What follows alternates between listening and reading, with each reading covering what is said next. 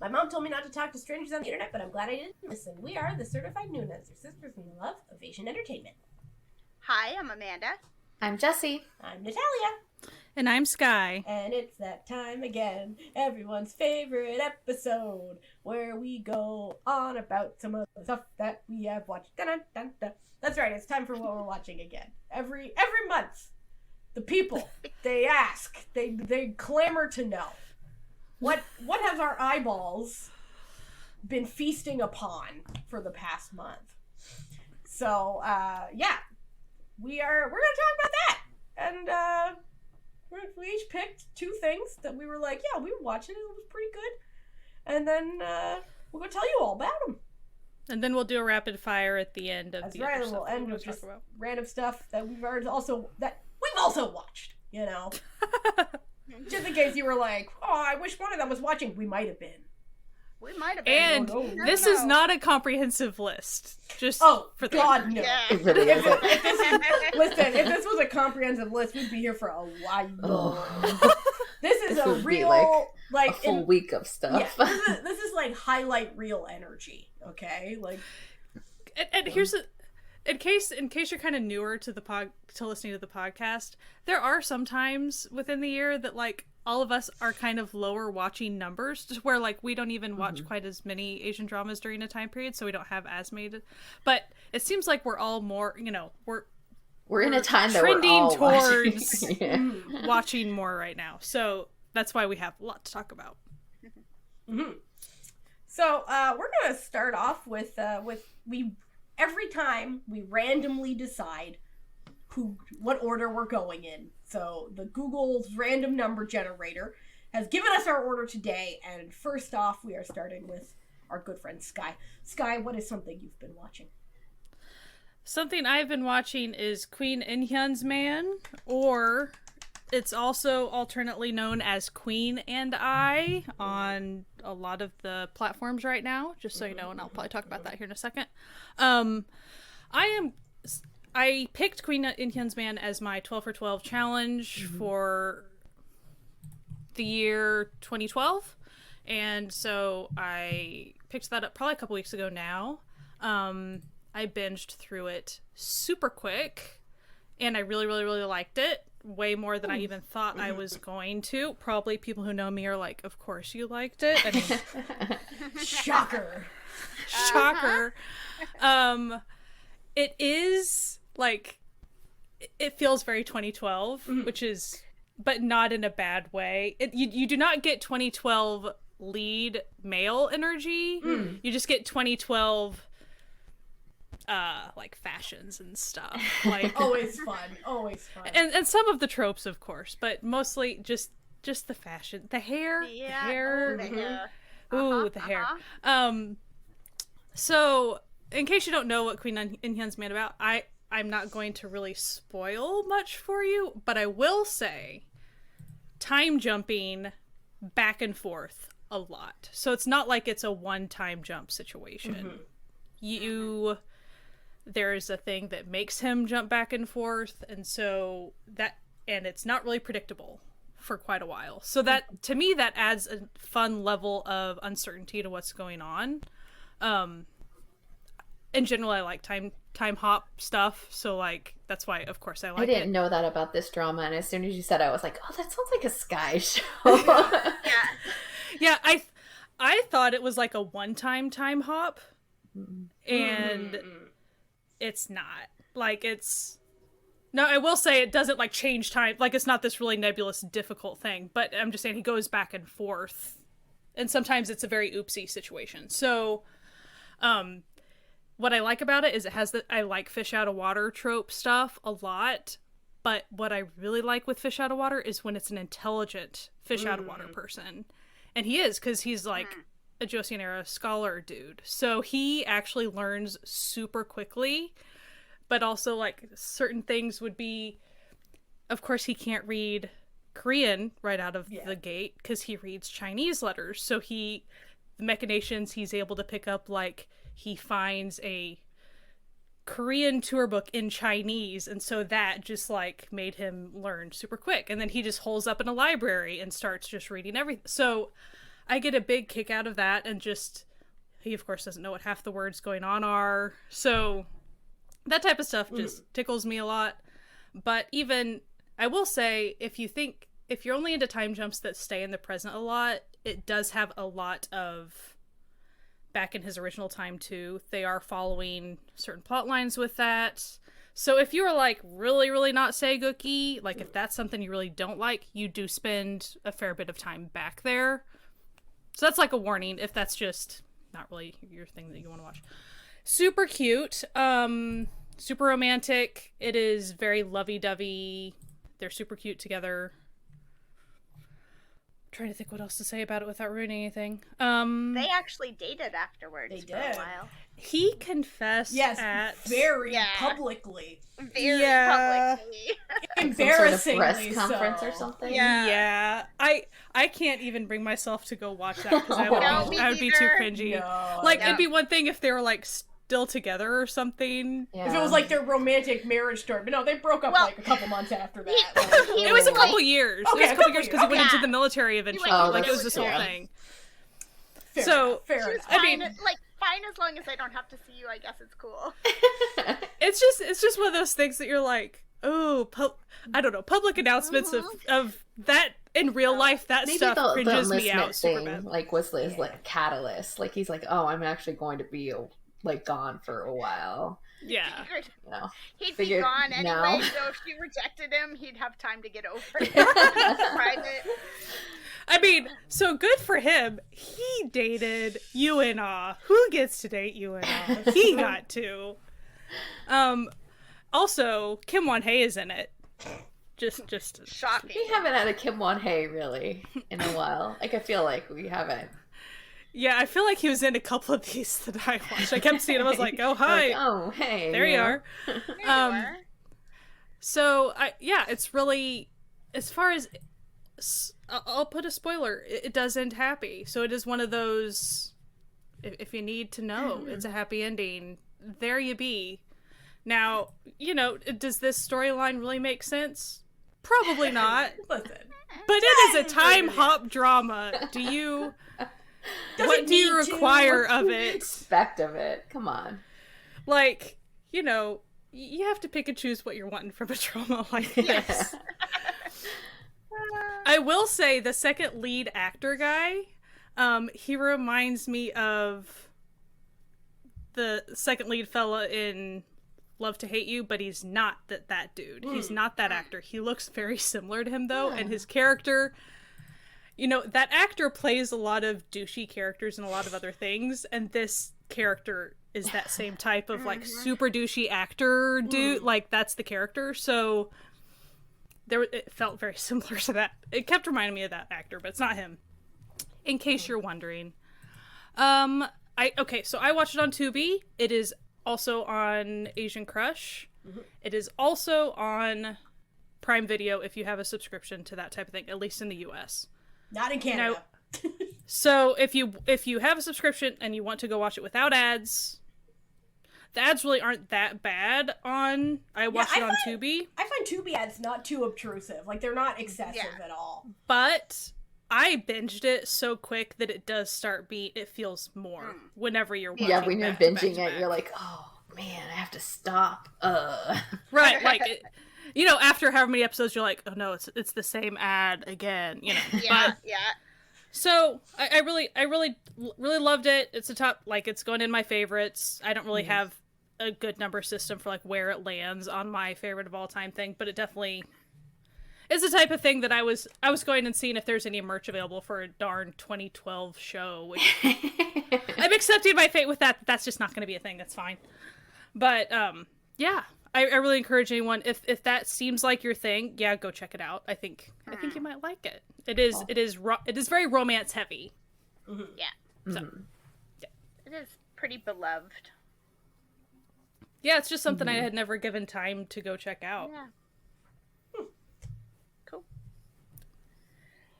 Well, I started a C-drama. I've been trying to start a new C-drama. I probably started 6 of them in the last week, and this one stuck. So, it's called what is it called? Viva Femina, which is an unusual, Spanish sounding title for a C-drama. But it's got kind of a search www kind of vibe to it. Like, it's about women and their careers and their love lives. And the main woman is a mother of a teenager. She's been divorced for like maybe a decade or something. She is a director for a cosmetic surgery sort of clinic, hospital kind of thing. Like, it's a big clinic. They call it a hospital, and I see why. Like, it's big. Her best friend is the owner / doctor, head doctor of this clinic. And then the third woman who they meet in the first episode is a psychiatrist who I have a sense that, like, I'm only about 4 episodes in. I have a sense that maybe she will come work at this plastic surgery clinic, because they've already in the first couple episodes started to address some of the issues that come up with plastic surgery and like reasons why some people get plastic surgery. That's not just, hey, I want a little refresh, but like that sometimes people have some deeper psychological issue going on, and they've shown themselves to be pretty in tune with that. And like, like a woman comes in with kind of postpartum depression. She's like, I just don't feel like myself. And they're like, maybe now is not the time for a facelift. Like, let's see what we can do to make you feel better without changing who you are, kind of thing. So, the way they meet this psychiatrist, though, it's the psychiatrist's wedding day. She's at this venue. She's having her wedding. It's the same venue where these doctors are for a medical conference where they've come. There's this like hotshot young cosmetic surgeon played by Jasper Liu who has come back from, the States, and they want to try and like, get him to come work at their clinic, and they mistake him for a waiter, and he overhears them talking about why they want to hire him, and it sounds very just capitalism to him, and he's like, I don't think I like their vibes, but which comes up later. But they leave to go to the bathroom, and this bride is late, and she's carrying a wedding dress, and she runs past them, and shenanigans happen that wind up with the wedding dress getting ripped, and the one woman having her dress like basically ripped right off of her body, and they're in this hallway, and the bride is like, my change room's right here, let's go. And she just like drags these 2 women into her change room, and they're like, what do we do? Dress swapping ensues so that the bride can go out and have her wedding, and like it's all cool, except for then like the groom pops his head in to like see what's taking so long, and he goes, what are you doing here? And his ex-wife, who is like naked in the room, is like, what are you doing here? And it's a whole thing, and it seems like now she came to like ruin the wedding, and she's like, I swear to God, I had no idea. And the bride is so chill and so cool, and she's like, no, this was clearly not set up. This is clearly just, it is what it is. I'm gonna go get married. Nice to meet you. Bye. Right? Like, and then more shenanigans occur. Like, the ex-wife's boyfriend shows up, and he thinks that he thinks that she has called him there to make a fuss at the wedding, and like and make a, so he winds up proposing to her in the middle of the reception of her ex, and she's just like, are you stupid? You are ruining this woman's wedding. You are an idiot. So he is no longer the boyfriend. Yeah, am I the asshole? And he's like, later that night, he's like, is it like, was it the style of the proposal, or was it just the proposal? She's like, no, it's you, my friend. Like, goodbye. Like, you are the asshole. That is the answer to the question. And I mean, and of course, when she's rejecting him, then the true colors come out. Then it's like, well, you're 40 and divorced and have a kid, and I was willing to overlook all those things. And she was like, Oh, hang on. You're willing to overlook my daughter? No. So he's gone, which is great because, you know, she's going to get her Noona on with Jasper Lew, who at this point hates her guts, but, you know. But it's Jasper Lew, so. Yeah, it is just. Even if you get jerk character version of Jasper, you still have Jasper, man. I mean, and like, just look at him. You're good. Kind of a jerk to her initially, but it's because he has overheard her, saying stuff. And then drunken shenanigans happen. They're both at a party thing. Classic. And he takes her home because he doesn't know where she lives, and she's super, super drunk. And so, of course, she wakes up, does the walk of shame out, and thinks that she banged this guy, and then gets to work the next day and finds out he has agreed to come work at the clinic. And so now she thinks, damn, I must at the clinic because they banged. I must have done a really good job last night. Hey, wow, good job. The welcome committee. Dang, was that good for him? Dang, still got it. So he realizes you don't remember anything from last night. She's like, no. He's like, okay, so like you puked in my car, you puked on my shoes, puked in my bedroom. And then you made a really heartfelt plea to me about how, you know, plastic surgery makes people feel better about themselves, and that's what you care about. And yes, you wanted capitalism because that allows you to make more people happy, and that's what your clinic's really about. And so what you're saying is she still got it, you know? Hey-o. Yeah. So, I mean, it's a C-drama, so I've seen the whole show. They're definitely getting together. For realties when they're not drunk. And that's on iQIYI, right? It is. It's on iQIYI. And, I like everybody. A+. Everybody's likable. So, that's nice. The new wife likes the ex-wife. She's not a shrew. The exes wind up living in the same apartment building. A classic. Accidentally, but the ex-husband's like, oh, you're gonna, he's worried she's gonna freak out, and she's like, this is actually really good. You guys get to parent your daughter together under the same handy. Roof. This works. So, and he's like, okay, cool, you're very chill. So, yeah, sounds good. That's on my list, so I'll probably check it out at some point. And it's all out now. It's completed. Perfect. Nice. Yeah. It's always a good thing. Mm-hmm. Jesse, I know you've been in J-Drama Land. I have been in J-Drama Land, and I am going to send my apologies, because you could probably hear in the background, the city is very loud tonight. I think there's a lot of people going around enjoying it. We're having a good time tonight. So, sorry about that. If you hear it, no, you don't. Don't say anything, okay? Trying. I'm slowly getting furniture, so maybe hopefully the sound will not be as bad. But yes, I've been in major J-Drama Land to the point that I'm falling behind on the challenge because I haven't watched J-Drama. And we only have 4 days left in this February or whatever. Jess. Listen, when Netflix gives me 3 new J-dramas a month, you have to watch them. I have to watch them. Can't do anything about it. Especially with the one that I'm going to talk about, which was on my list, and they put it on Netflix. So nice. It was perfect.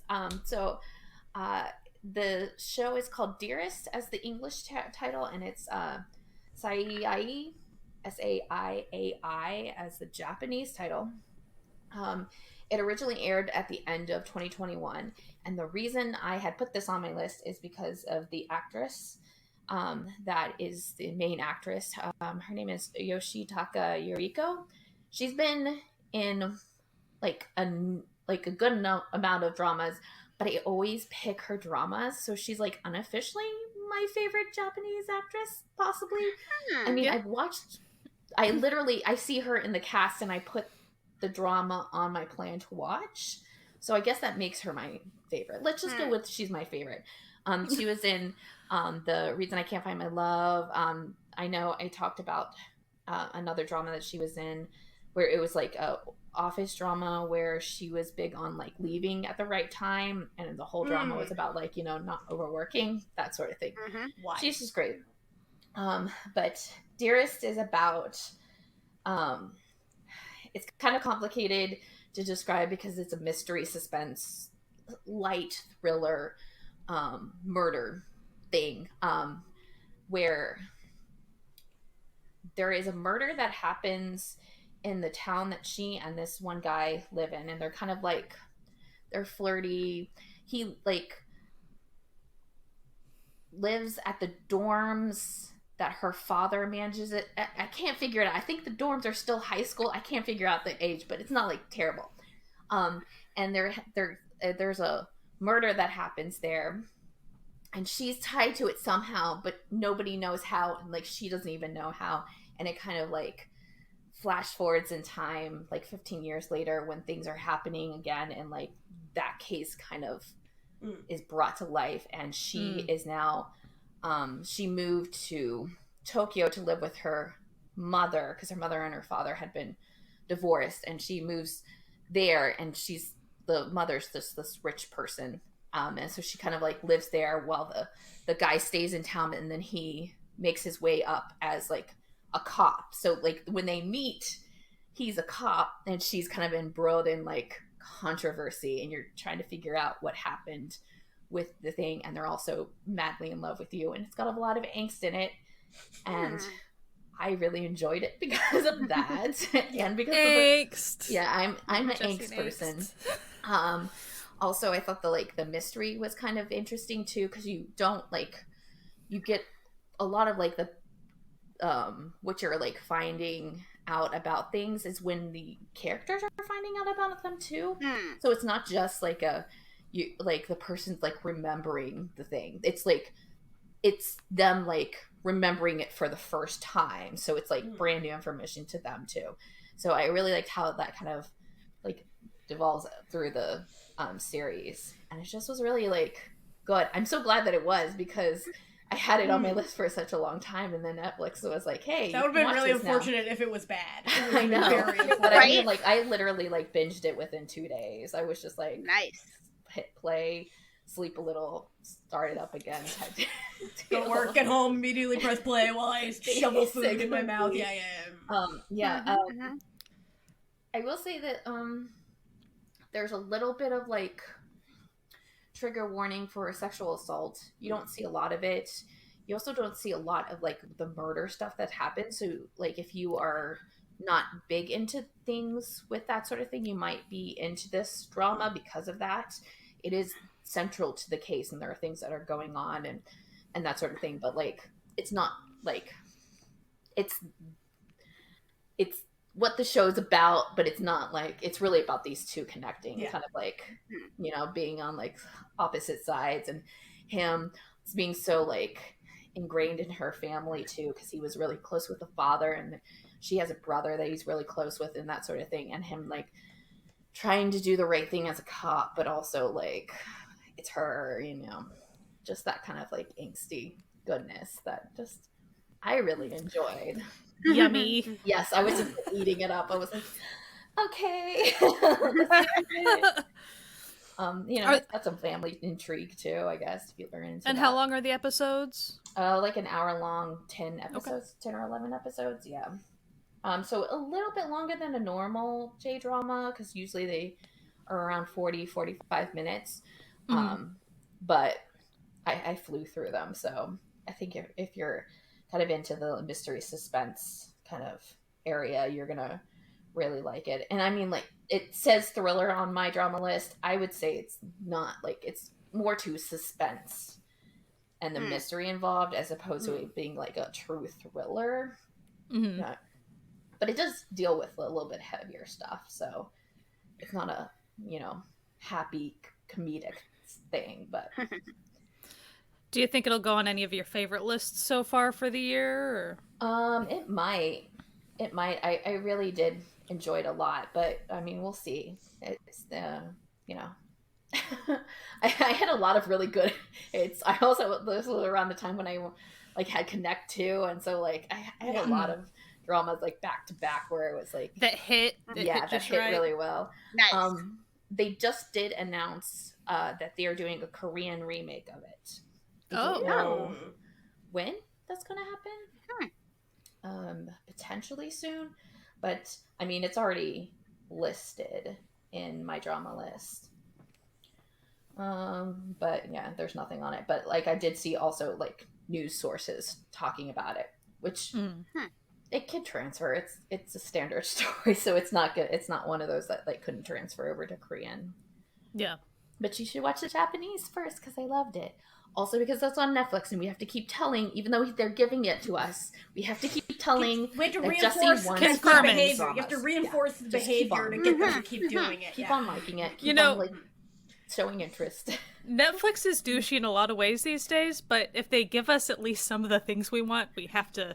Yeah, yes, please keep doing that. You have to reinforce the positive behavior and punish the bad behavior. I understand that Netflix is like terrible right now, and I understand that the only thing that Netflix has done right in looking at their data is to realize that Asian market, the like Asian drama market, is like probably like one, if not their top viewership, and they're leaning into it, and I understand that's bad, but I also understand that allows me to watch things, so I'm sorry. For now, they get a tentative pass. Yeah, they get pass.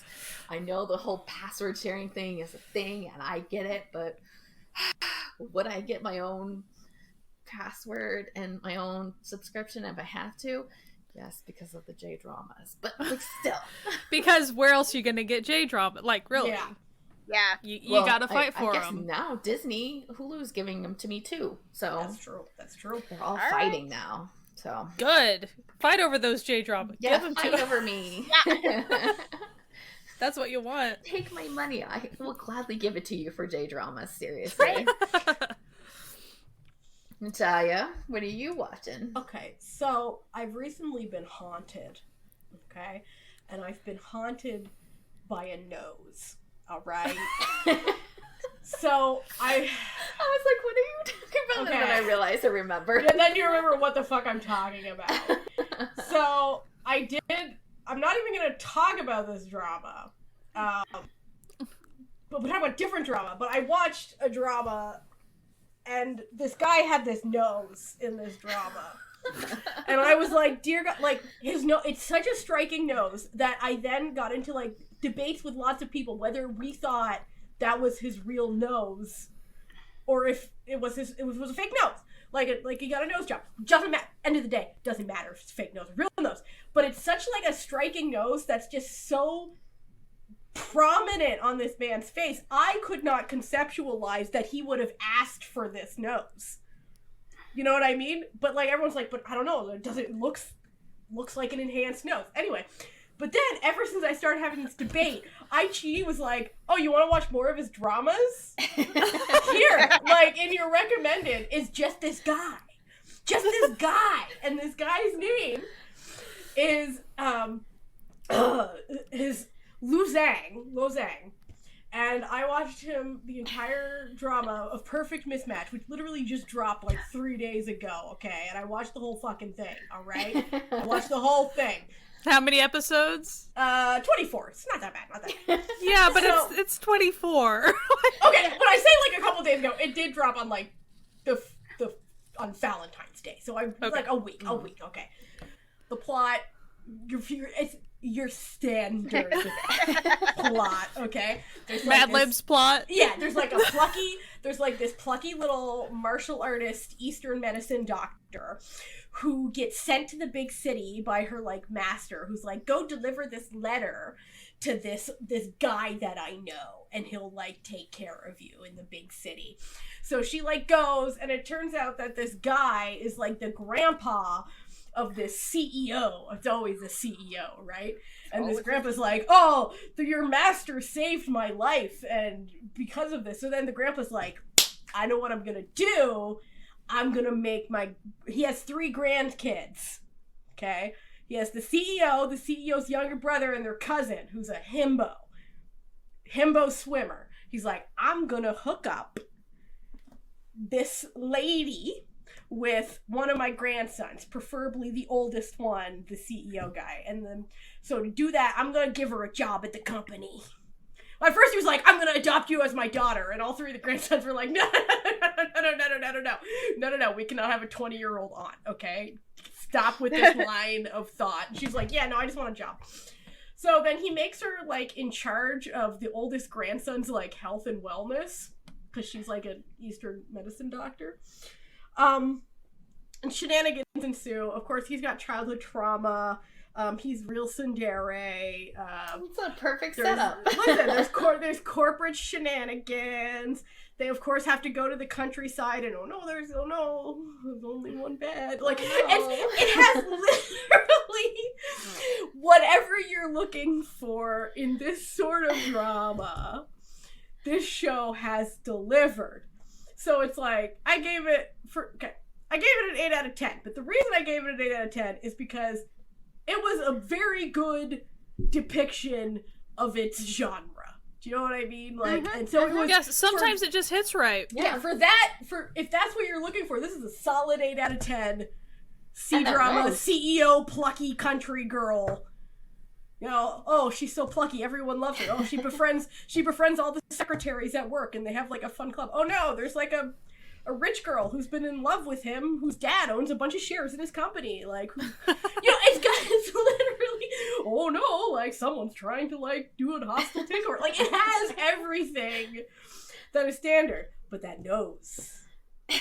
Like, I'm being haunted, and ever since that, iQIYI, it's on iQIYI if you want to watch it. All the episodes are out if you're VIP. I think it's like they're certain out every week if you're not. Every show, it's like, oh, you like that? I'm watching another one with her right now. Why? Because iQIYI's like, hey, here you go. They know the targeted ad things. Not a lot of they get it. They got it. But like, I'm being haunted, okay? Like, okay, I need to specify. He is a very good-looking man. She's smiling the entire time she's saying this, for the record. And I do not care. She is very smitten with him. She is smitten with the nose. He has the same nose as my husband. But on a very different face. So, like, it's much more noticeable. So you're watching your husband's nose in some shows. On some other dude's face. But, like, on Matthew's face, it's the right size. But on this guy's face, it's just, like, it's all you can, like, he turns and you're like, damn! Like, that is a nose! Like, damn! Like, which is why I'm like... Okay, I don't care if it's a fake. I don't care if he got plastic surgery on his nose. I don't care. But it would just be a strong aesthetic choice if he did choose it. Such a bizarre choice for someone to make, is from like an Asian beauty standard perspective sort of way. But like, it evidently works because it's working for you. Well, okay, but I don't think I'm the target audience. That is true. For the male. Not everyone is shooting for Matthew's nose in a drama. But anyway, the film was fun. Okay, like, it was a fun show. It was exactly what you'd expect. It was exactly what you'd want. Like, if you sit down and you're like, yeah, I'm gonna tune into Perfect Mismatch. Okay, that's what I'm gonna watch today. You know exactly what you're tuning in for.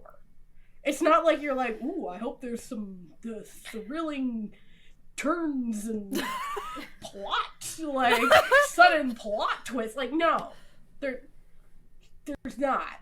Literally, I watched another one 2 days previously that had almost the exact same plot, except that her job was different. That was it. She was a toy designer instead of a doctor. Like, it was, and the plot, everything else, identical. Like, but it was fun. It was fun. I enjoyed it. She was really cute. The acting was pretty good. The himbo guy, the swimmer, his cousin, perfect himbo. Just dumb as a box of rocks, but so kind. And yeah, so it's on iQIYI. You can check it out if you want. What else have you been watching, Sky?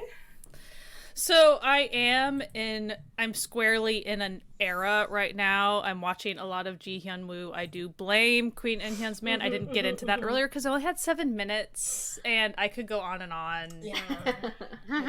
You know, like, you just, you get into, you know, so we do deep dives for the podcast and then there's deep dives you do just for yourself. Yeah. So this is one of those. Understandable. And I haven't done that multiple times. I feel like I do that maybe once a year at least. I did that once last year, doing that again. Around this time. I wonder if I'm going to have to see if, like, this time of year, that's typically what happens. I don't know. It kind of makes me wonder. Like, you know, that, the end of winter, like, time to deep dive into an actor. So, yeah, very much in a Ji Hyun-woo era. Therefore, I had to watch Trot Lovers. Trot Lovers. Which is on... I watched it on Kokowa, and it is called Lovers of Music. Okay. So. My husband loves this show. Your husband tends to like the 2012, 2014 era. He loves the weirdest shows, okay? Like, you never know which one he's going to be like, yeah, I really enjoyed that one. But he did love Trot Lovers. So, I really, really enjoyed it, too. 2014, it almost made my 12 for 12 challenge. We'll see. I might just, we'll see if I end up smushing it on there instead. Alternate. We'll just see. Yeah. It definitely was one of my alternates. So Jung Eun-ji is the female lead, and she starts off her character starts off as a marathon runner. Let's just say failed marathon runner for lack of better. She's a very driven person that kind of overdoes. That's the whole point. Like, her whole character flaw is that she like overdoes on things and can't stop once she starts. So, to her detriment, possibly. She does not like go out there trying to be a singer. It just kind of happens. Her mom, who has passed, was a trot singer, and so that has a lot of fond memories for her. And she is obviously a very skilled singer, but that was not what she was seeking in her career or anything. Machinations happen. You know, comes into contact with this really annoying idol guy. They don't call him he's a very popular music person, like the most popular music superstar, the Ji Hyun-woo character. Super douchey dude, of course. A classic. Yeah. And then pretty much his career gets taken from him for various machinations, and so he has to be her manager, as she ended up kind of starting to be this trot singer situation.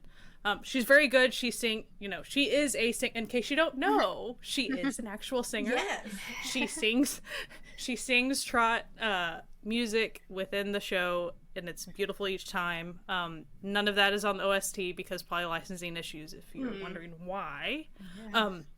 We didn't see that written anywhere. That's just a good assumption. Yeah. I don't know. Yeah. Maybe her company, I don't know. Yeah, I don't know. Stupid, also, whatever it is. Yeah. The second lead peeps are played by Shin Sun-rok and Lee Se-young, so like you would definitely recognize these people. Shin Sun-rok, he plays a very kind of kooky, very kooky CEO son type, but he's like very delightfully kooky. He's just kind of weird. It's really cute. Of course, pretty much you see the high and mighty douchey dude get humbled and fall in love with a normal person situation. I like those tropes, so that was really fun. Throw in a huge dash of amnesia that lasted large chunk of the show. It's 2012. What do you want? What do you want? Like, if I had watched this as it was airing, I probably would have been on like a murder spree. Like, I would have not been pleased.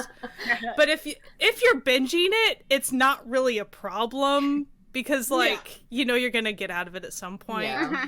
But it's one of the amnesia tropes where it's not just, oh, he doesn't remember, it's, oh, he doesn't remember and he's getting taken for a ride by the bad people at the same time. So that's why it would be super frustrating if, I mean, it's frustrating anyway, but if you're binging it, it's like, we'll eventually get past it, it'll be okay, because it was. There's a super cute little sister character. Unji's character has a little sister, much younger. And so there's even times that, like, the lead dude character will kind of, you know, the sister will be busy, all this stuff, and he will, like, go to the little cooking event at her school and, like, cook with, and, like, not tell anybody for attention or anything other than just taking care of the little sister. So there's all these cute, like, little kid interactions, if you're into that. Little kid playing a ukulele and singing poorly. Super cute. It was just adorable, so I really do recommend it. Oh, another thing, another person that you might recognize as a support role is Lee E-kyung, the guy from, like, Welcome to Waikiki stuff. So he's in it. He's a douchey idol dude. Again, fashion on point for 2014. I mean, you get it all. Oh, there's a lot of people. I forgot. Let me click this button. Also, you get Sun Ho Jun, which, like, if you don't know, he supports a lot of things. He was called Little Rain once upon a time. He kind of looks like Rain, in case you don't know who he is. He's in a lot of stuff. He's always delightful when he's in something. I like seeing him pop up. You recognize everybody. Everybody's in it. Check it out. It's fun. The music is great. Good. There's only, like, 2 songs on the OST on Spotify, so you're probably not going to be able to get to listen to most of it. Just saying, because I definitely looked. Because I'm definitely in that mood. But it was fun. It's also, because I'm in my Ji Hyun-woo era, he is a musician, and he plays guitar very, very, very well. And he does that a lot in that show. So that was fun. He also has, like, kind of blonde hair, which was fun. I don't know why they decided to give him blonde hair and then near the end it turned brown. I don't know what. They never explained. He was a music star. He was just supposed to have a different hair, you know. Because he's counterculture. Yeah. Okay? He's cool. It's like an anime protagonist. They have to have a different color hair than everyone else.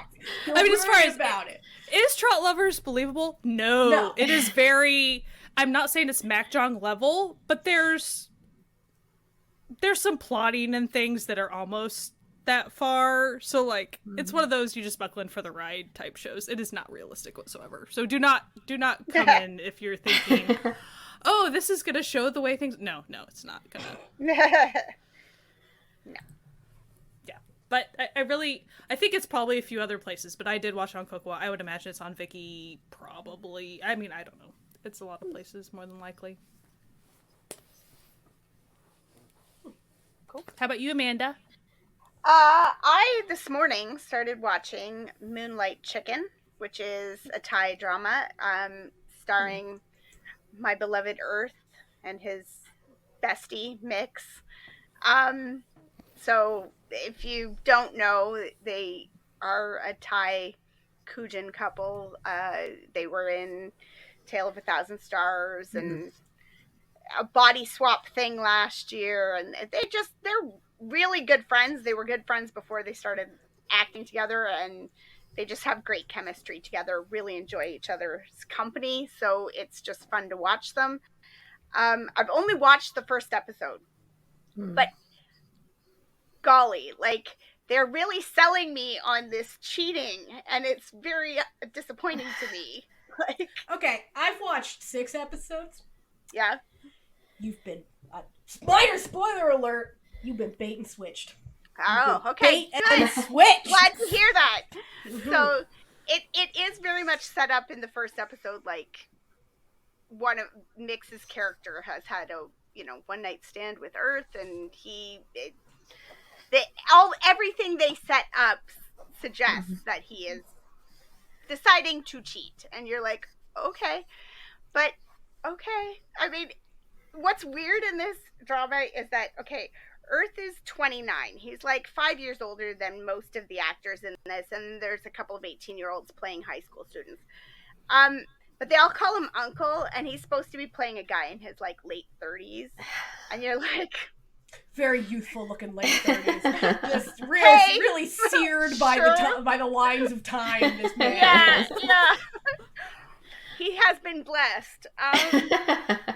So, but I will say, my other favorite part about it is that he's like, oh, I don't know why who would. He's, by the way, if you're unfamiliar with the man, he's absolutely gorgeous. But he's like, I don't know why any gay man would want to be with me, and we're all sitting here like, you're like, I have a list. I mean, if you're acting in the community, you know. He is so nice. Like, in this drama, he's super, super nice. So he has this chicken stall called Moonlight Chicken, and he's recently become famous because after midnight, his food is all you can eat. You have all you can eat chicken and rice because he doesn't want people to go home hungry. He wants everybody to be full and just go home happy and satiated. And this one night, this scene that this drama starts with is so gorgeously shot. It's so beautiful and soft, and it just Mix's character is pass out drunk at the table. He's the last customer, and he's like, dude, I'm closing up, but I always have one beer. I sit out front and have a beer. You want to sit out front and try and sober up with me? And then he gives them a beer. So that's not really how sobering up works, but fine, whatever. And they sit and have a beer, and he's like, I need to get a ride. And he's like, oh, you won't get a ride in here, in the middle of the warren of streets. Let me walk you out to the main street where you can get a taxi or whatever. And they just take this walk, and it's like a 10-minute scene of just the two of them walking down the street with the hands brushing, and the looking at each other and having this conversation, and it's just so gorgeously shot and beautiful and soft and romantic. It's so incredibly romantic. You're like, these two people, it's that scene that you see in movies and stuff where these people know that they're going to have sex with each other, but they haven't talked about it, and there's not, but they're going to have sex. They know they're going to have sex. And it's just really gorgeously shot. And then, yes, they do have sex. And it's wild. It's a little peck on the cheek, and then suddenly Earth rips his shirt off, which I feel like it must be in his contract or something, Uncle right? Jim's been working out, okay? Uncle Jim's been doing the most. What do you want? And he's very you were drunk, and he's like, I was drunk. I am very sober now. We walked for a long time. I know what I want. And then they wake up the next morning and, have some chit chats and this doesn't have to mean anything. Bye. And then they keep coming across each other. And then Mix is like, hey, you know what? I need a job. How about you hire me? And he's like, it's possible you don't understand what one night stand and we don't see each other anymore means, but I could use a new waiter, so I guess fine. So the show is incredibly understated in a lot of ways. It goes into a lot of the story about all the people surrounding them as well, his nephew and the son of the local police chief, who is deaf after an illness, whose mother won't let him leave the house, and so he gets befriended by the teenage nephew who lives with him. Is it more slice of life then? It's kind of slice of life. It feels like it in the first episode for sure. It's set across the backdrop of this large company who's coming in to redevelop the area and buy up all the property. So he could also lose his shop, and then you meet the local chicken vendor and her son. Yeah, it sounds like a lot of surrounding working with It does sound like slice of life based on how many characters. It's kind of when the weather is fine, when you're looking at the town people. Okay. Mm-hmm. Yeah. I'll definitely have to check it out. It's very understated, very realistic. It goes into... it mostly focuses on Jim and Wen, who are the two main characters, and then then you find out about all the people who's are in this man's life, and then you learn about his history and why he is the way he is. It's really nice. There's really a lot of debate currently, and most people no, it's gonna have a happy ending. It's good. We're good. It's gonna be fine. Everything's gonna. But it just has this sort of low key vibe to it, where you're very, very melancholy. I feel like somebody could be dead at the end. It kind of has that vibe to it too, where you don't hurt me, but. It's very these are real people living real lives feel to it. It's soft, and Earth Mix are always nice to watch together. They just really they have such good chemistry with each other, and the way that they smile at each other and stuff. You just it's good. It's nice. It's soft. So and where did you watch that? Where's that one? I watched it on YouTube. It's Disney Hotstar. It's on YouTube, unless you're on YouTube on the GMM TV channel. So so it's free. I mean, it might not be for you depending on where you are listening from, but you might be able to watch it on Disney. If you're in Canada or in the United States, it is currently for free on YouTube. Yep. As of the date that this episode has come out, there will be 6 episodes of 8 that you can watch. Of 8, you said? Of 8. So it's almost done, too. The perfect time to start, then. Yeah, exactly. That's exactly it. And I've seen Earth on Twitter has been kind of okay, so episode 6 is out. What do people think? He keeps trying to I think it sounds like maybe it doesn't have the ratings that maybe he would have hoped for or something, so he keeps trying to are people watching it? Do you like it? And I'm okay, I'll go throw you a bone, kid, and I'm glad I did. I enjoyed it. So cool. The top comment on my drama list says, "Wen reminds me of a cat who wandered into someone's house and decided to stay there," and that's exactly the vibe of his character. So yeah, it's quite a nice show. It's quite a nice show. Do recommend. Cool. So I am also gonna stay on actress theme, and talk about another Yuriko show. This one actually it just technically stopped airing, I think. I don't know. Now it's changed on my drama list, so I don't. Okay, so here's the thing. So it's called One Starry Night. Hoshi Furu Yoru Ni is the Japanese title.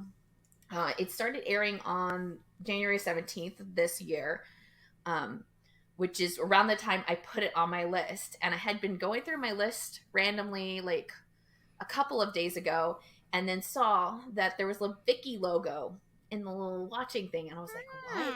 And when I clicked on it, it was coming in such and such days, and I was like, okay, well, those days happened yesterday as of this recording, which was Wednesday. I don't know what day are we on, and it's weird. Thursday. Time is weird. I think, but they dropped the 6 episodes, and then they're waiting 6 more days, and then potentially dropping the last 3 episodes. Huh. But yesterday, last night when I was watching it, my drama list had it that it had finished airing yesterday, but now it's a question mark on my drama list. A lot of things going on. So I don't know. Okay. I don't know. It is a story about a woman who is an OBGYN. She works at this kind of little clinic, because she doesn't they're not in Tokyo. They're kind of outside of Tokyo. Little clinic, works with pregnant people, and she meets this kid who is deaf. When she doesn't know that when she first meets him, she's out camping or something, and they meet each other, and he works as, it's basically what the kid does in Move to Heaven. He's a trauma cleaner, but it's a little different. It's they mostly do, people contract them before they pass away. to package themselves. And then they do things like, they'll be like, oh, personally deliver these items to this person, or these items put into auction. So like, it's a little bit more like business. Okay. Yeah. And they don't really like focus a lot on that, so it's not like a central thing, but like it like they're hinting towards it. And one of the characters specifically talks about like she works at the beginning of life and he works at the end of life. Like I think that's where they're kind of tying it in. And they kind of just like start up a relationship with each other, and there's like 10 years difference between them. He's 25, she's 35, so it's not like a weird age difference. But they like, they're really cute because like he's so like youthful. He is just like a 25-year-old kid, and he's just like really sweet, and he like brings that out in her as well, because she's kind of like a little bit more like inward, and like doesn't, you know, talk a lot, and she has kind of some little bits of trauma in her life, and also, you know, she does deal with like a lot of things being in the position that she's in. But they're really cute together, and like, so you kind of see like them like develop this relationship and how they communicate with each other. Like he has a device that he actually uses when he's doing his work as well, where it like captures the voice and then writes it for him so he can figure out. But they do a lot of things where they're like sitting and like talking to each other on the cell phone. She ends up starting to take sign language for him. It's very sweet. It's very like, there's a little bit of comedy in it, because you do see the like both the workplaces that has that like really strong office drama vibe, where it's like a lot of the humor. There's a lot of like eccentric characters in each of the workplaces. They're very cute. Also, it does star I don't know why he's always second male lead. Maybe there's an actual like reason, but like I know at least Natalia loves him. Dean is in it, which is another reason why I do love him. Okay. Yes, I do. We all love Dean. You just don't know him. You don't know it yet. So Exactly. You know Dean. You love him. You are to know Dean is to love Dean. You pre-love him. You just don't know it yet. Yeah, there's a little bit of a story with him. He works at the office with her, and he started late as a doctor, and there's like a kind of like a, I would say that's probably the downfall of there's a little storyline that I'm not going to talk about because it's kind of a spoiler, but there's like that little thing, but like it's very sweet, and like them together, super sweet. Like they instantly click. It's not really weird or anything, and like they instantly click. They like instantly go do stuff. He's just like super adorable and everything that he does, and all of the like rest of the cast is so eccentric and sweet. And it's like, I love that about J-dramas, the like eccentric sweet characters that are like, they're goofy, but they're just like fun goofy, like they're just happy goofy, and it's really sweet. And I really am upset that Vicky isn't giving me all the like episodes, but now maybe they can't. I don't know. Did you know that going in? I didn't to watching it when I first like that a couple of days ago when I like figured out that it was on Viki. I didn't see that it wasn't going to be all of them, because I think I just like glanced over it, saw the like, you know, grayed out coming and blah blah blah days, and then didn't really like process how many. But I also didn't know how many episodes it was, so it could have been a short series for all I know at that point. So then when I started yesterday, that's when I saw it, and I was like, oh no. And then I was like, why am I starting this now? This is a really bad thing. I mean, I went through 3 episodes last night, and I literally had to make myself stop because I would have just kept on watching.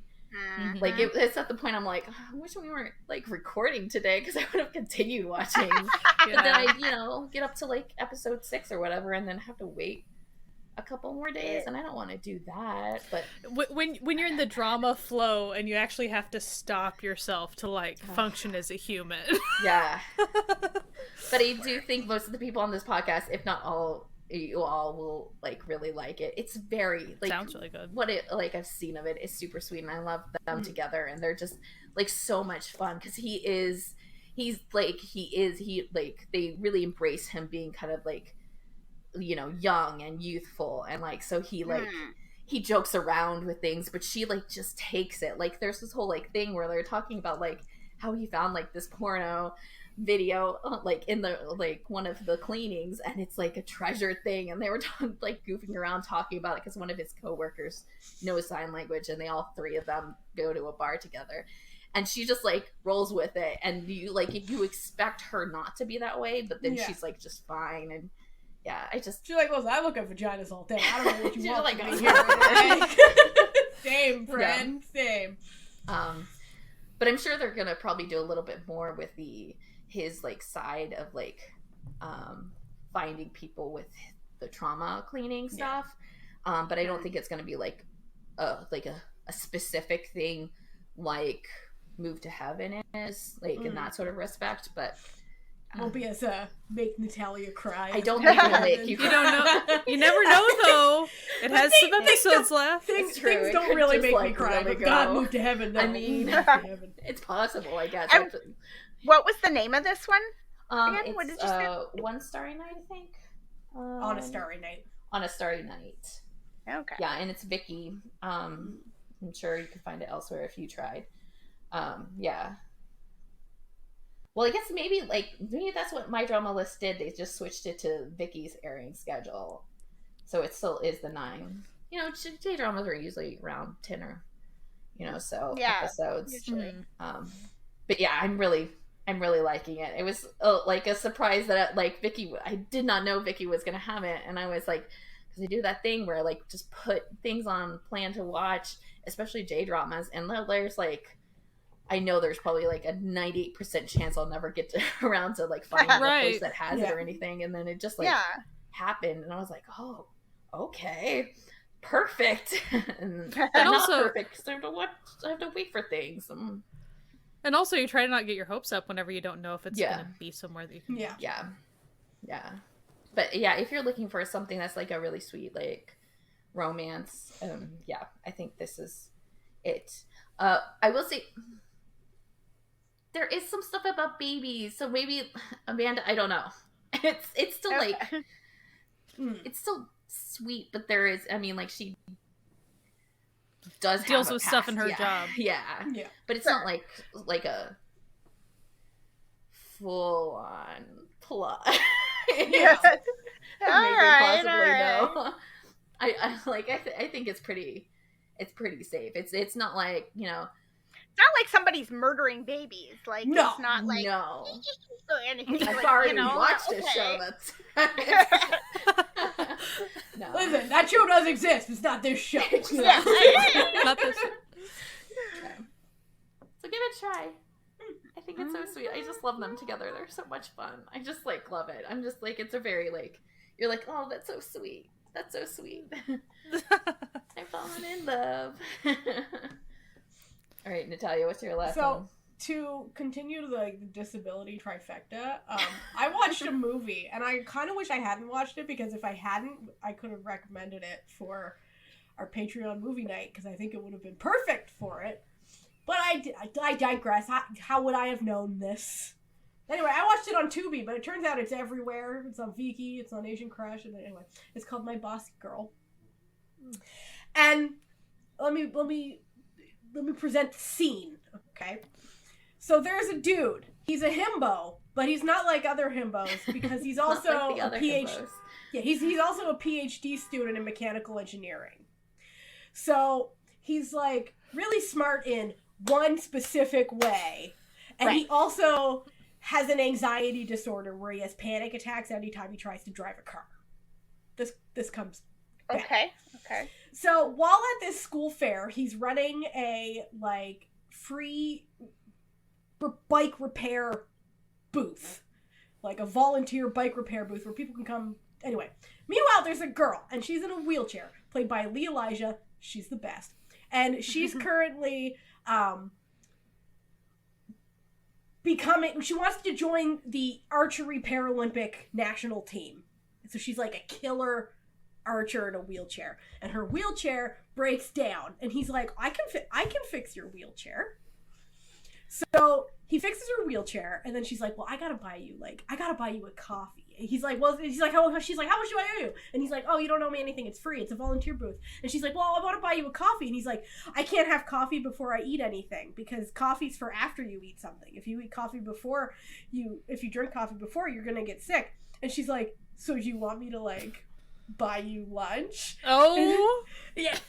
Okay. And he's like, like literally does not know. He's like, well, I know a really great place to get tonkatsu. So he takes her, but it's at the top of some stairs. And then she's like, great, good job. Good job. He's like, well, I'll carry you up. So she carries up. They have a lovely date. When they get back, someone has stolen her wheelchair. Oh, good golly. The look on our faces right now. So then you find out that she has this very overprotective father who doesn't like that she does stuff because he's scared because like she was in an accident and that's why she's in a wheelchair, and like has made him and her sister's life all about taking care of her. Meanwhile, she's the most independent, like she's like, I don't care. So he then builds her a new wheelchair from scratch because he doesn't have the money. He doesn't have $5,000 to buy a new wheelchair. He's like, but I build robots. So he like researches everything about wheelchairs and builds from scratch because his dad owns a bike shop. Anyway, so it's just like this the vibes continue along accordingly, where it's just like this awkward, smart but stupid guy and this very assertive, cool lady in a wheelchair and it's like he's so untouched by the world that he doesn't realize that people don't include people with wheelchairs. So like they go paintballing and he's like, I want to, because they're like in this competition with like the chemistry department, and he's like, I got a real ringer. I call him the Egyptian tank unit. And then it's like, it shows up, it's just her in like a wheelchair, and she's like, I'm great at paintball, but she's like, thank you for bringing me, like no one ever includes me. He's like, why? And she's like, because I'm in a wheelchair. Anyway, it was very simple. It was very easy to watch. It was very nice. It was a chill, easy rom-com where someone is in a wheelchair and the other person is the first person she's ever encountered who doesn't seem to notice or care. And even like his parents, like his mom is like, I'm so glad that like he met you, like you're so wonderful, like I just think you're the best. And she's like so taken aback that his mother's like, please don't leave my son. I don't think you understand. You're the best thing that's ever happened. It's really cute. I really enjoyed it. It has like his other two PhD people who, you know, it's just goofy and easy and simple and not very long. It's only an hour and 40 minutes, and I watched it this afternoon. It was very nice. I really enjoyed it. And I love when someone's in a wheelchair and they don't magically wheelchair? Yeah, they don't magically solve a lifelong disability for the feel-goods. She's like, I feel good in the wheelchair. That would actually be a really good, topic episode for us to do sometime. Disability stuff, good, and maybe not, like, harping on bad, but, you know, bringing up issues and examples. Yeah, that'd be cool. And also, like, he's also got mental situations as well. So it's not like he's just a himbo. He's an anxious himbo who has panic attacks. So anyway, it's actually quite cute how he deals with them. Anyway, it's a very fun little movie. It's literally, you can find it anywhere. I watched it on Tubi, but I didn't find out it was on Viki, so I could watch it without ads. Yeah, that feeling when you figure out I could have watched this without ads. Oh, I'm already paying for it. So. Yeah, the ads weren't that obtrusive, so it's like there was like one ad the whole movie. I'm not, that upset about it. Anyway, so yeah, I really enjoyed it. It had Lee Elijah and G.L. Ju, which was nice to see him not playing a douchebag. Because literally, literally, he plays a douchebag in almost everything else he's in. And when I say play, I mean he plays a douchebag in almost everything else he's in. So it was very nice to see him just play a nice dummy, just a nice dummy. So yeah. All right, Sky. Anything else you have been watching? Okay, we're going to be moving into our lightning round. That does not mean that we're going to list everything that we've been watching, because it is hard to talk about everything in 5 minutes. So here we go. For me, I am watching the J-drama on Netflix, I Will Be Your Bloom. I'm about 2 episodes from the end. It's really cute. It's about an idol group. Also, the lead female character is like a former high school teacher who has some anxiety from trauma with that, but then she becomes the house mother of the idol group. It is very cute. It is very sweet. I have it on my list, so I'm good. And it's a failing idol group. So like they have to kind of try to succeed for various reasons. Gotcha. With a really cool, by the way, representation of an older female CEO of the entertainment company who's super cool. Love it. Like really cool hair and stuff. There's that. Netflix. Risky romance, because I am still in my era with Ji-hun Woo. I am midway through Risky Romance. I started it just a day or two ago. Do what you gotta do, girl. Do what you gotta do. Because yeah, the lead actress, you know, I'm all over it. So, would I recommend this show to? No, the lead character has a lot of anger issues. It's fun to watch, but like you would never want to actually be around this person ever in your life. So, but it's fun so far.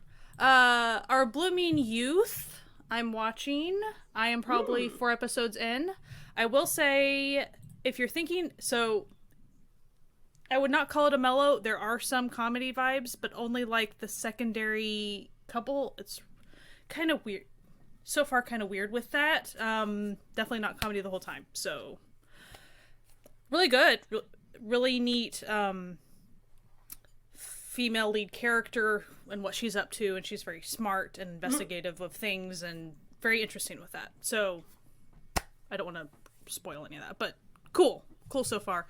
It is a remake of a C-drama, The Golden Hairpin, in case you're wondering. We'll talk about Love to Hate You on our live stream soon.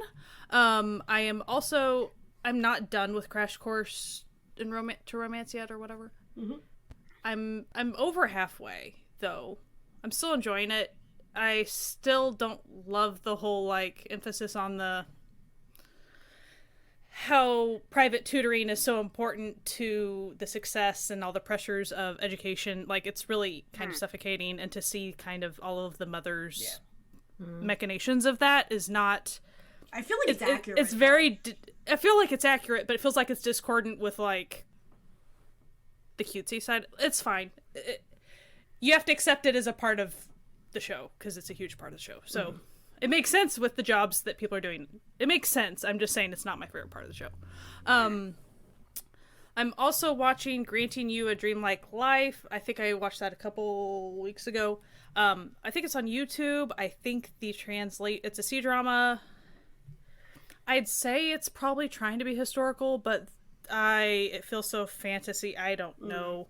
When I say historical, like Republican era China historical, but the costuming seems so inaccurate that I almost feel like it's like it's trying to be Great Gatsby too, but then it doesn't even. But then they had like rope lights. I'm so confused. I'm so confused by this. You're like, what is this? I really don't know what it is. I'm also watching another C-drama on iQIYI, See You Again. It is about kind of a Republican era golden age Hollywood star that time jumps into the future. Oops. And so that's kind of fun. It's the younger brother from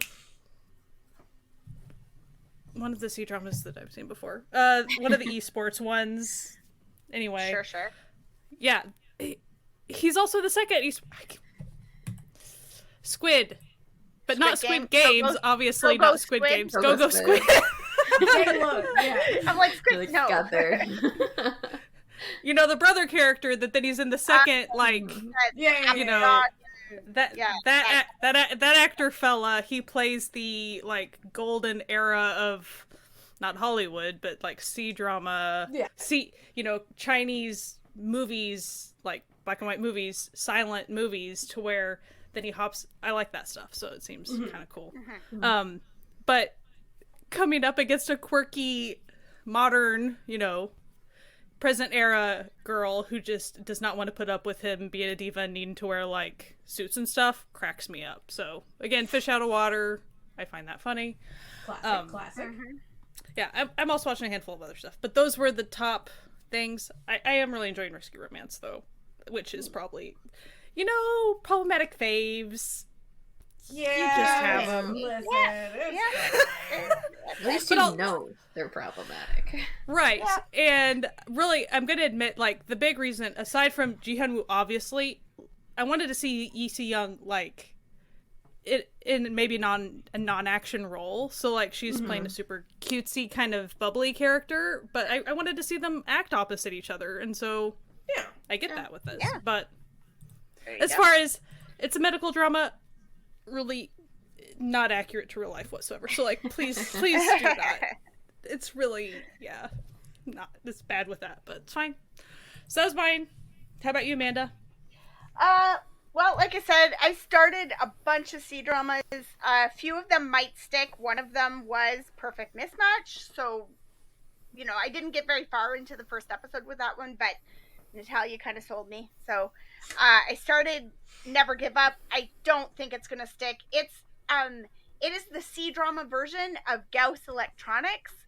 But Gauss Electronics was like 10 episodes, and this one's 40, and I'm like, Gauss Electronics was, wow. Gauss Electronics was great at 10 episodes. That's all you needed. It's based on, like, a webtoon, and Dylan Wang's character clearly in the webtoon has this weird, like, flippy hair thing. Oh, well, he does on Gauss Electronics, the guy does, too. Does he? Yeah. So, like, it's just weird, and it's goofy, and I'm like, nah, I think this is just too goofy for me. Too goofy for 40 episodes. Yeah, exactly. So, I started Lighter and Princess, which I really, really enjoyed the first 2 episodes, and then you get to go back and do college for 20 episodes, and I don't really want to watch them do college for 20 episodes.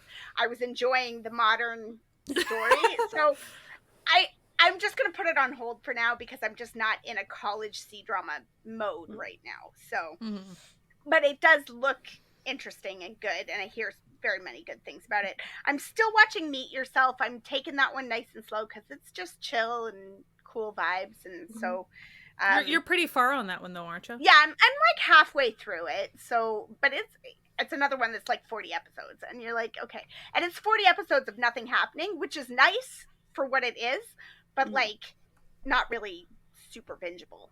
Like, it's cool to just watch an episode here and there, kind of thing. Still watching The Love in Your Eyes, which is bonkers. Never ends. It's getting good. It's finally getting good. Yes, stuff is happening. Listen, we're at episode 102. It's like shit's really going down in the hundreds. Yeah. So I'm caught up until today's episode. So I haven't watched today's yet, but still love it. Still watching Black Dog with my sister. We've been watching this for like ever. Years.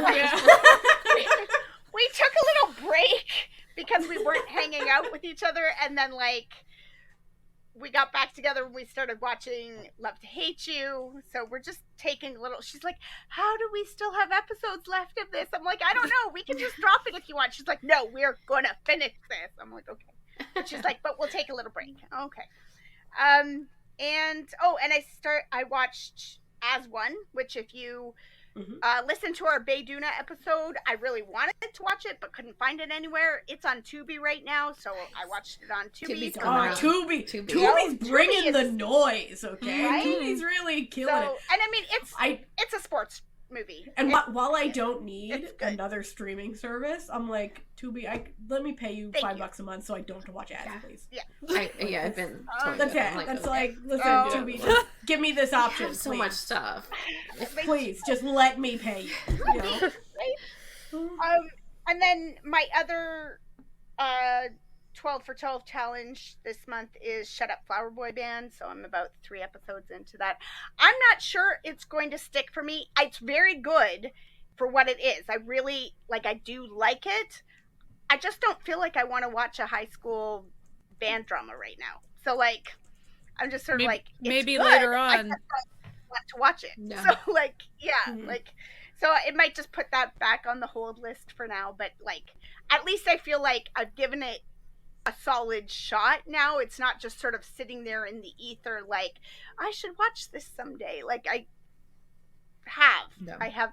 It's funny how many people see that you're watching it though, and they're like, "Ooh, there's a big thing," and I'm like, "I'm 4 episodes in. I know that thing that you're hinting at." Listen, that happens in episode 1. Okay, it's literally the person who watched that live. Think of that. Yeah.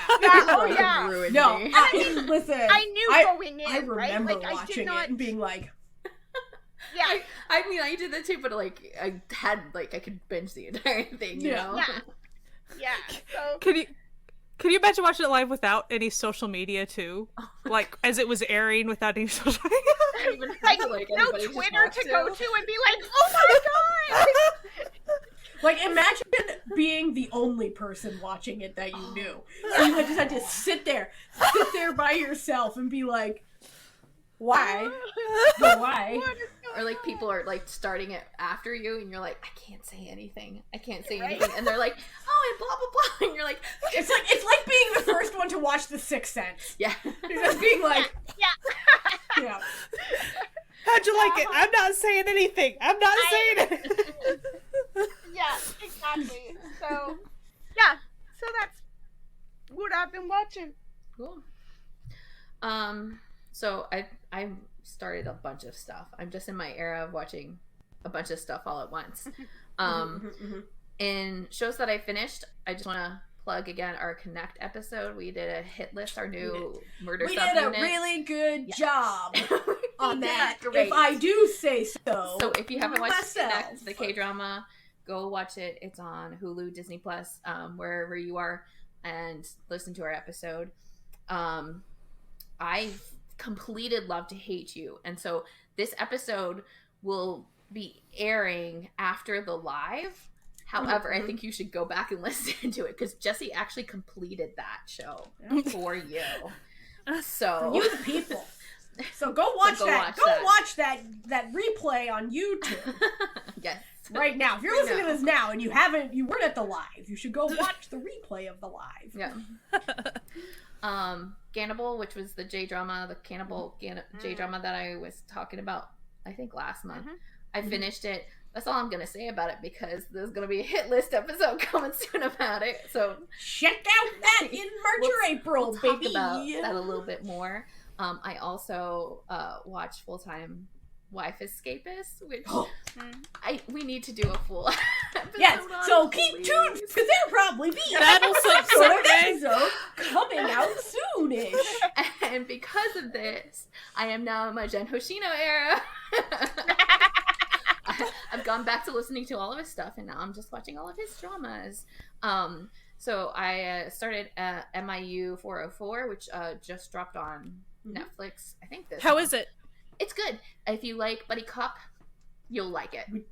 So it's he gets assigned to this kind of temporary unit, and he's paired with a very eccentric, doesn't play by the rules type cop, classic, and they go and do stuff. So he's like the straight man. Yeah, he's uptight, yeah. So actually, I do think Sky would actually really like this. So if you're into that kind of cop drama, and each episode is of a different thing, different case or whatever within this unit. And I think there's going to be it's starting to be some good little office drama-esque. So I'm watching that. I'm almost done with the Makane Nai. I butchered that. Cooking for the Maiko House, which is also on Netflix. If you're into food and you're into slice of life, really sweet, really simple, also heavy on a cultural aspect of Japanese culture, watch that. It is great. It's been just a little savory. I just don't want to binge it because I want it to last. I've also been watching this show, which is airing right now, called, do we not have an English title? Will You Let Me Love You With All My Heart? Or, Zenro Kude Aishite Li Kana. You did it. You did it. Godspeed where you find it. However, if you are in the, like, you love the Nei Sensei universe, I guess. Ooh. I don't even know if they're actually really tied, but, like, you're in that, like... The vibes. You know, or, like, yeah, the universe one, of vibes. Oh, I can't even remember. The one about the girl. Riku-san? Yeah. Like, if you like those dramas, I think you'll like this little drama. It's airing right now, so maybe you'll want to wait a bit, since it's only like 30 minutes an episode, and I think they're on second episode, so don't so hold on. So maybe hold on that a bit. I did listen, I'm not proud of myself, but I started that 3B show. Dory, one okay? Of me. One of me. Why not watch a Dory show, even if it's like stupid? Let's even if it's not. And it is. And Dory and Jade, you know, like, you implicitly are gonna tend to watch a J drama in the first place. So yeah, there you go. There you go. And then I'll finally talk about Memory, which is supposed to be my pick for the 12 for 12 challenge this month, because I started it. It's actually replacing Dear My Friends, because it is a K-drama that I had on my list a very long time ago, because Junho's in it. It's one of his first roles, and it was never available to me. But our new friend Tubi decided to put it on. Tubi! We are not sponsored by Tubi, but Tubi, if you would like to, come. We are open. We are open. We're shilling for free. Literally if you spend want a to year send watching us all of my money horror on your platform, please. Let's just hang out with us. We can be best friends. We can be good friends here. But I will make an attempt to finish it by the end of this month, because I should, because I enjoyed it. It just, J-dramas were shiny and, you know, dangling shiny bits in front of me, and I was like, what? You have to follow the call sometimes. Yeah, I had to follow my heart. It'd be what it my be. heart wasn't like a office mellow-ish type show at that point. But it's a K-drama from 2016. It's about a lawyer who is starting to develop Alzheimer's, and so like they're focusing on this one last big case. It like kind of has like a missing vibe to it, so like in that like heavier slice of life type feel to it. So if you're into that, you might be into this. But yeah, I have some other shows that I'm watching just randomly too, but we can talk about them later. But those are the main ones. So, first off, my 2012, the 12 for 12 pick, it was The Innocent Man from 2012. It was a 2012 revenge drama. It was a drama. It was. It was fine. Like, it was fine. It was exactly what it said it was going to be. Like a lot of amnesia, randomly, car accidents, murder. Like, it got it all. Okay, so it was fine. It wasn't as good as my 2011 pick, but they can't all be the best of the best, Right. Yep. Currently, for things that I haven't finished, but I'm currently still watching, My School President, I have one episode left as of the recording date. I'll be done by the time this comes out. Sweet, chill, very sweet, innocent, fun, cute. I just want to pinch everyone's little cheekies. Everyone's really adorable. The stakes are not super high. It's just, you got these cute kids who are in a music club who want to be in a band, and then the school president will be secretly in love with one of them. But misunderstandings where the band thinks that he's trying to shut down their club. It has the same actors as who play the younger brother and his new deaf friend on Moonlight Chicken. So, It has my favorite, one of my favorite sort of ships, which is a simp and an idiot. So, yeah, simp, idiot. Love it. Beautiful. Yes. I'm also watching Never Let Me Go. Not cute. It's fun. It's nice. It's a fine show. It's a fine show. It's fine. Those are both on YouTube. You can watch them for free. Here on TV. I'm also watching Crash Course of Romance. I'm really enjoying it. I'm all caught up. Also watching Love in Your Eyes. Oh, listen, I was in for the long haul with this show. I've been going for months now. Anyway, I also finished Candy Colored Paradox, also known as Amaro Paradox, which is a J-drama about a paparazzi and a journalist who get paired together at their magazine, and oh no, were they enemies before? They might have not liked each other. That one of them didn't like the other one because he thought he had a bad attitude, but he's good looking. Yeah, some nice gay romance there. I watched the movie Howling on Tubi, which I thought was going to be about werewolves. Was not about werewolves, okay? It was about a dog trained to kill. Okay. I just love the way that you did it. Dog trained to kill. Let's just say, dog wasn't wrong. I also watched I Long Nai, which is on iQIYI. Did not realize that this was actually a spin-off of Tongan Chanlati. Oh. But not at all, because the actual did not follow the plot of the television version of that show. Not made by the same company, actors, nothing. But apparently, they are the characters that Top Tap and Mike played in. But it's their love story but is completely different than the GMA TV version. Sure.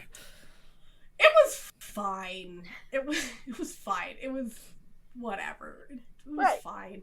It was two dudes smooching. Like, what else does Natalia ask for? But one of the dudes had two gay dads. Ooh. So two gay dads.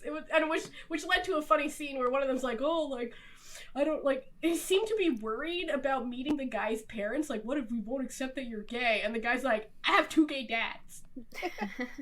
I think they'll be good. They don't care if I'm having sex with a man. I have two gay dads. They finally finished because they added the Chinese drama Maid's Revenge, web drama, to Viki. I finished it finally because I had run out of legally available episodes.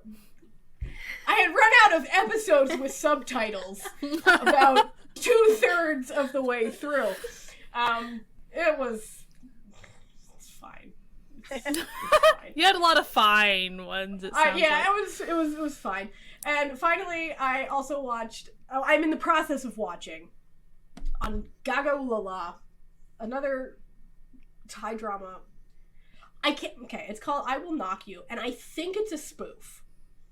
But I cannot tell you with 100% if it's actually a BL spoof or not. But it feels like it's supposed to be a spoof. But I can't. Is it best to watch it like it's a spoof? Yeah. There you go. You're treated with this guy, and you're like, oh, this guy's the big scary gangster. He's this skinny little beanpole who has a little Superman fucking curl hair, who's obsessed with he's dressed always in these retro clothes, and followed around by these ne'er-do-wells who are supposedly his teen classmates but look about 40 years old. And it's just and then it's this tutor is coming to help him because he's bad at school, and his mom's begged this tutor, the best tutor, to come help him, and then you're just anyway, it's very stupid. Okay, I just need to preface, it is a very stupid show, but I'm enjoying it because it feels like it's a joke. Yeah. You know, like when you're watching something and you're like, no one is taking this seriously. MDL says it's adapted from a novel. So yeah, I think they... Listen, I'm sure it is, because I don't know if people know this. Most BLs that you see from Thailand are adapted from novels. This is true. But it is, like, the choices that are being made are... Capital C choices. Yeah, I have questions. It's a bizarre show. I don't even know why I'm watching it, but, like, it's not bizarre enough that I'm gonna stop before I finish it, you know what I mean? And yeah, that's basically like what I've been up to. I also watched Hit the Spot, and it was amazing, and you should all watch it. Yay! Don't watch it with kids around. Yeah. There's boobies. There's boobies. There's lots of boobies. There's boobies and dildos. So just keep that in mind. But it's sweet, right? Like, I think it has some really good It's very nice. It's a very nice show. It's sweet boobies and dildos. Yeah. They're nice boobies. They're nice boobies and high quality dildos. Like, it's not, you know, these are nice dildos. Like, they had a good dildo budget. Maybe a dildo sponsorship. PPL. Alright, dildo companies, if you're out there, we will take any and all. Only if you're high quality, though. All of you low-rent dildos, get out of our mentions. We've already deleted your emails, of which there have been many. I'm kidding. Okay. So anyway, thank you for listening to this episode of the Certified Noonas. We hope you had a good time listening to us. You can listen to us wherever podcasts can be found. But you should really go to our YouTube, because all of our episodes are on our YouTube, but we also do live streams. And you can watch all the past live streams. You have to click the little live tab, and you'll see all of our past live streams. It's good times. We have a good time over there. And you should go like and subscribe, you know, the YouTuber way. And you can also go to our website, certifiednoonas.com, where all of our episodes have links and time codes to everything that we have been talking about. If you want to support this podcast, you can go to patreon.com/certifiednoonas. Become a member of the Certified Found Family, our family on the web. We have a good time. We put little extras up there. So if we record little mini episodes, and we have little, you know, fun movie nights and blah, blah, blah, blah. You know, all the stuff that we say every time we have one of these episodes. And they also get special badges on our free-to-join Discord, which you should totally join, because it's looking like, I don't know, social media might be taking a little bit of a nosedive.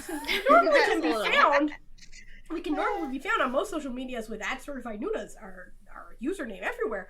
But things are looking a little grim out there, a little rough out there in the social media world. So come join our Discord. Please come join our Discord. We have all of our announcements to everything that we do that go up there. We have fun conversations, lots of cool people. It's very strictly moderated, so there ain't no haters. No one's getting offended. Listen, if anyone is a hater, I kick them. I boot them right away. I click the little /ban, and they out of that Discord. Anyway, thank you for listening to us. We hope you have a fantastic week, as always. You know, if you can hear the little bit of a tickle in my throat, I've been sick, and you know what? Think of your sick friends, and continue to wear a mask, continue to wash your hands, and as always, continue to enjoy Asian entertainment. Goodbye. Bye.